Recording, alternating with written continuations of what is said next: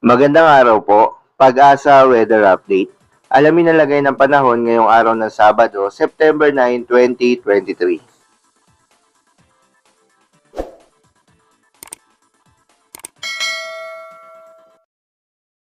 Sa kasalukuyan po ay patuloy pa rin umiiral ang hanging habagat or southwest monsoon na nakakaapekto sa western sections or kanlurang bahagi ng northern as well as central Luzon.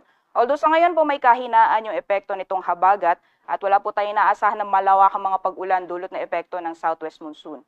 Meanwhile, for Metro Manila at sa malaking bahagi naman po ng ating bansa, asahan po natin magiging maaliwalas ang ating panahon.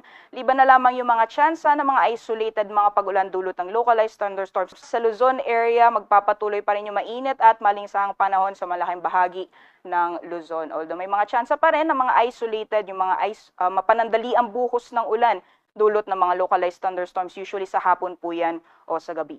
Para sa temperatura naman, for ilang lalawigan, dito sa Luzon area, for Baguio City, maglalaro mga 17 to 24 degrees Celsius, 26 to 32 degrees Celsius para sa Lawag, 24 to 34 degrees Celsius sa Tuguegarao, sa Tagaytay naman 23 to 31 degrees Celsius, samantalang ang temperatura sa Metro Manila, Legazpi, pati na rin sa Kalayaan Islands at Puerto Princesa, posibleng maglaro mula 26 to 33 degrees Celsius.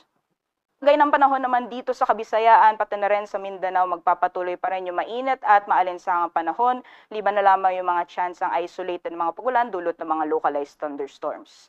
Para sa temperatura for Metro Cebu, maglalaro mula 26 to 31 degrees Celsius, sa Iloilo as well as sa Tacloban, posibleng maglaro mula 26 to 33 degrees Celsius. Sa Cagayan de Oro naman, 24 to 32 degrees Celsius, samantalang sa Zamboanga as well as sa Davao, ang temperatura ay posibleng maglaro mula 25 to 34 degrees Celsius. Sa kalagayan naman po ng ating karagatan, wala po tayong nakataas na gale warning sa anumang baybayin ng ating bansa. Banayad hanggang sa katamtaman ng mga pag-alon ang ating mararanasan sa malaking bahagi po ng ating kapuluan o sa mga baybayin ng ating bansa. Kaya malayo pong mga kapalaot ang ating mga kababayang mangingisda, pati na rin yung may mga maliit na sakyang pandagat.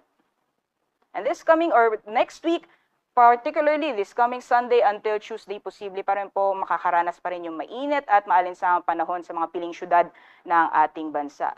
Metro Manila temperatures maglalaro mula 25 to 32 degrees Celsius, sa Baguio City 17 to 24, for Legazpi City naman 26 to 32 or 25 to 32 degrees Celsius, for Metro Cebu 25 to 31 degrees Celsius, and for Metro Davao naman 25 to 34 degrees Celsius.